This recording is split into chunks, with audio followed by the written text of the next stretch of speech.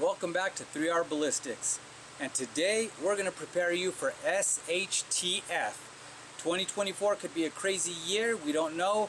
Zombie apocalypse, shortage of supplies, we don't know what's going to happen. But really, we're going to go ahead and do a little bit of a recycling project. We're going to go ahead and take some milk jugs, which is HDPE, high density polyethylene. We're going to go ahead and take some aluminum cans, which is mostly aluminum.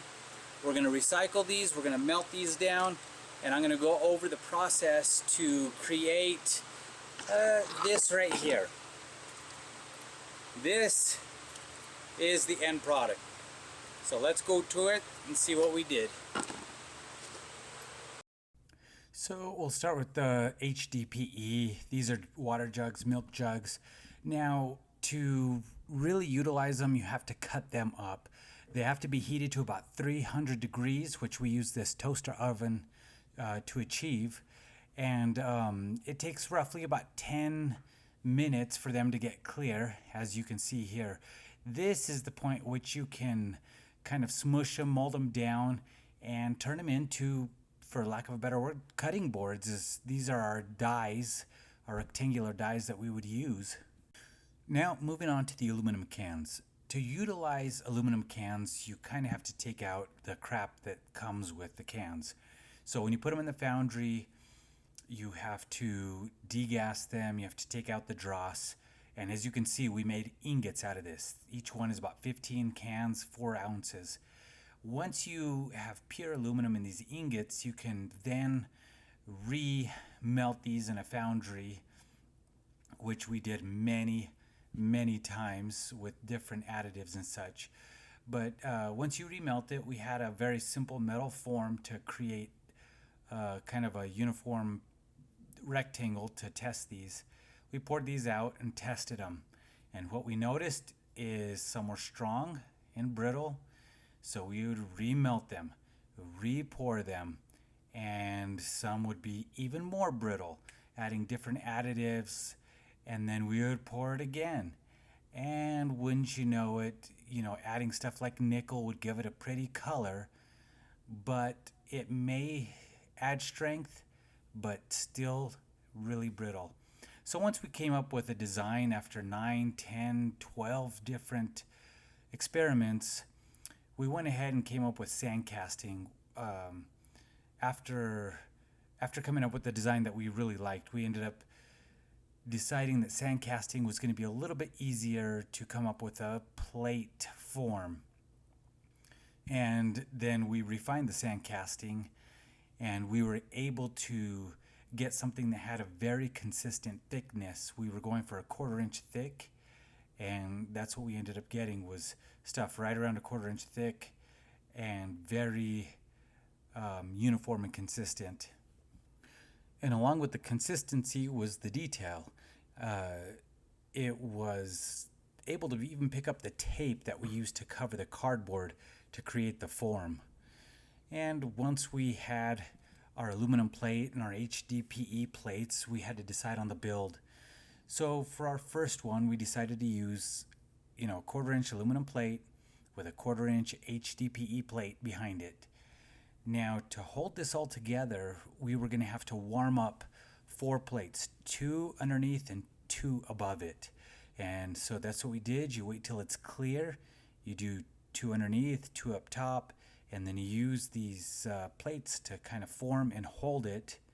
And after about 30-45 minutes, this is what you're left with.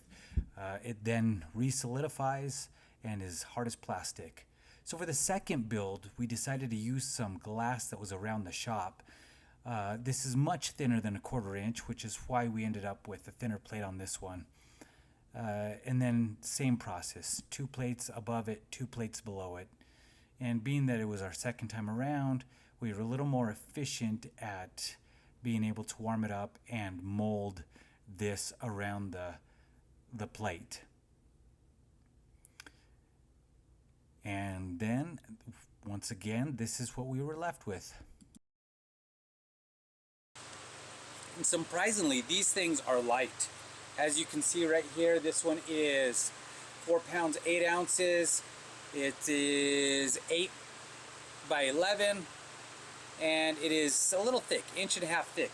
This one, on the other hand, this is 4 pounds 3 ounces, again 8 by 11, but this one is only 1.25 inches, much thinner. So we're gonna see with this stuff. I don't know that it could stop even a 9mm, but we went ahead, we did a ton of testing with the aluminum. That's the other thing. With aluminum, casting aluminum is a little bit more involved than you might think. We did just take the cans, we added some flux, we took the dross out, we learned all about this, we quenched it in water, and then it made it brittle. So then we started adding additives, nickel, we added copper sometimes, we were making aluminum alloys. Sometimes they were less brittle, sometimes they were stronger and softer. Sometimes we annealed them, we tempered them. We did so many tests, and we came all the way back around and said, you know what, let's make them with just the aluminum cans. Let's, we went ahead and quenched them. We did quench them, which does make them a little bit more brittle, but definitely harder. And we're hoping that the polyethylene will keep them together. And so those are these two right here. These are the two plates we're really testing. We did have an extra one. This is one of the originals.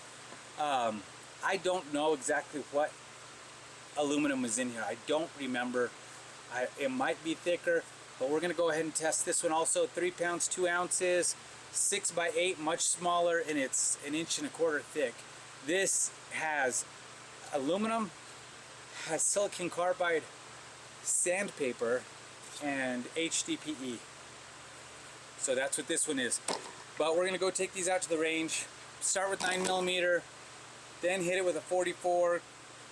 If it stops that stuff, we'll go up to 5.56 and see what we can get.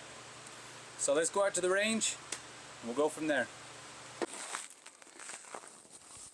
Okay, so here we are at the range. These are the 3 samples we have of our trash to body armor, for lack of a better term here. This one right here that's painted white is the one that just has the aluminum and HDPE.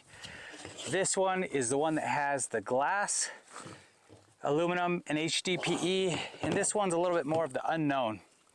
So like I said earlier, not sure if even a 9mm will be stopped, but for free material, this stuff is completely stuff that was either just saved up over time or found. A lot of the aluminum cans, we just went around and found the cans. Oh, one other thing I wanted to mention, if I haven't mentioned it previously, this takes 75 12-ounce aluminum cans to make the plate in here, and 20 1-gallon milk jugs to make this. And so we're gonna go ahead, start with this white one, 9mm, 124 full metal jacket.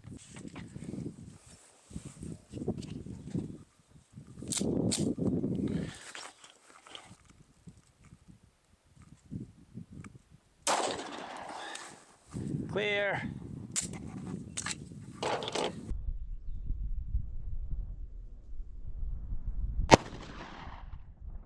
Clear. Okay, so we got some ants curious about what happened here, but it doesn't look like 9mm did much of anything at all. So that's a good sign. We're gonna move on to 44 and see if we can stop 44. Okay, so next up, we are using Taurus Tracker 44 Magnum, 240 grain. These are full metal jacket, flat nose. Okay, here we go. Ooh, baby. Clear. Ooh, baby. This is where the 44 went in. And what? Okay. Okay, we were able to stop 44. Obviously, no back face deformation, so for recycled material. This stuff's working pretty dang good. We're gonna move up to a 5.56 and hit that sucker right here in this empty area. I believe this is gonna be its factor here. We may go with 7.62 by 39 after this, but this speed, we're using 55 grain M193. This is for a 5.56. Supposed to be going 3180. We've seen right around 3,100 feet per second. So let's go ahead, see what we get. You good there? Yeah. One other thing, we're only 15 yards away, so let's see what we get. Whoo, knocked it down. Clear.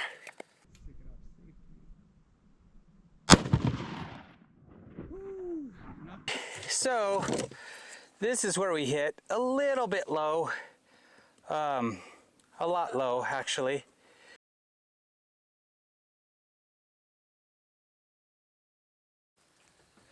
Okay, so we have the next plate up that has a thin layer of glass in there. We're gonna start with the 44 Magnum. I feel pretty confident that this would be able to stop the 9 after looking at the other one. So here we go.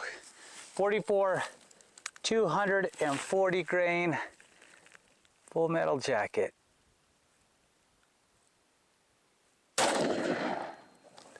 Woo! Clear.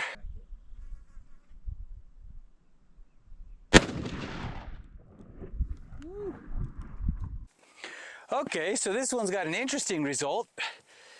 Did not go through, but look at that. I don't know if the shade is going to show it, but it did its business for that. Not sure it's going to stop the 5.56.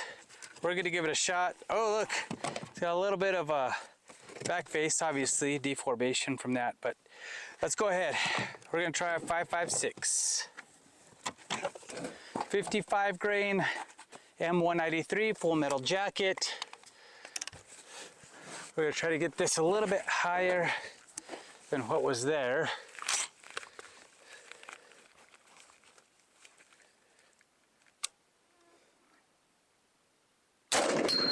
Okay, clear. This was sitting like that.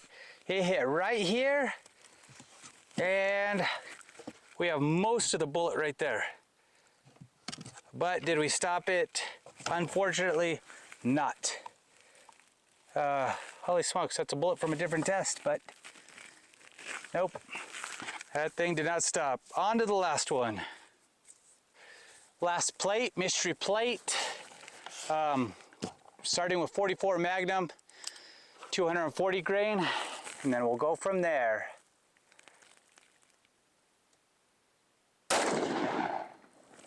Oh, I almost got the strap. Dang it, clear.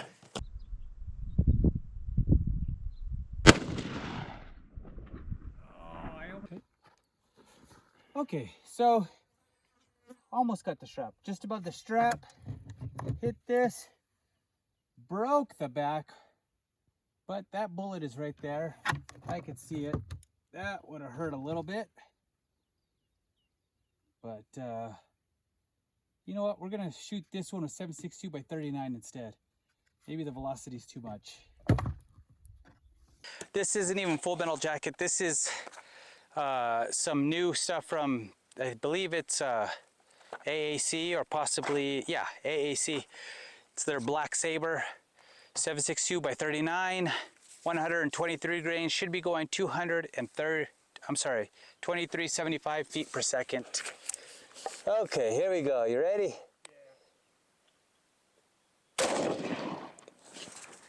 Woo! Clear. Okay, here we go. You ready? Yeah.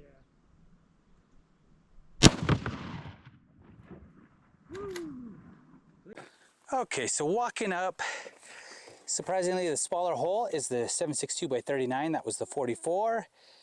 And whoa, straight through, putting a big old hole in our clay.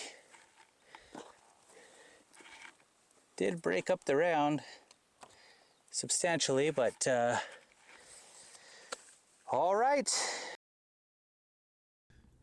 So before I give you my conclusion, I wanted to take these back to the shop and actually see what they look like inside, to see how the aluminum had absorbed the impacts.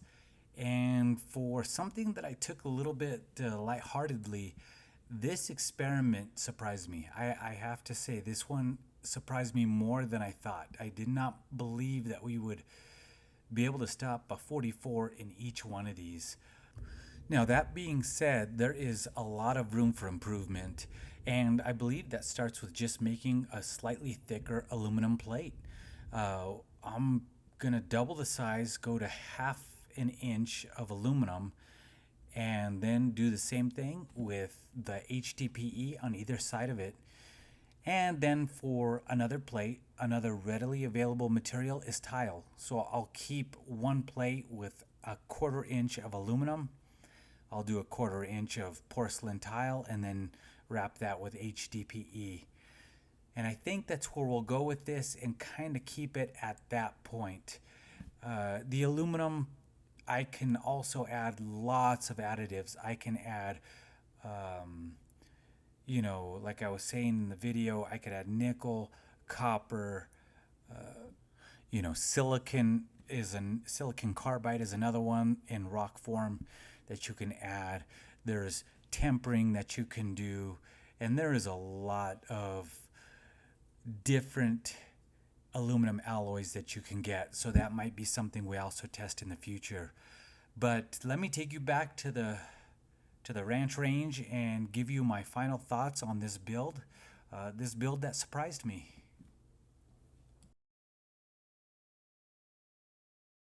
Now that we're all done testing these, I gotta say they held up pretty good. I was surprised that this one did not delaminate. I cut more off of this one than I did with this, but this one completely broke, which to me says there was more energy stopped in some of these. I was closer with the 44. Now going forward, I have to say, I kind of took this on kind of as a joke, you know. These things I did not think would perform as good as they are. They're basically level 3A body armor, and they weigh very, very light. I think with a few modifications, you know, adding a little bit more thickness to the aluminum, we could have something serious, you know, for rifle rated. And okay, we're back. We're having some camera issues, overheating. It is hot out here at the ranch range today. Got bugs flying everywhere. But what I was gonna say is we're really close to getting these rifle rated. I think making the aluminum a little thicker and modifying the HDPE, this process can really be streamlined.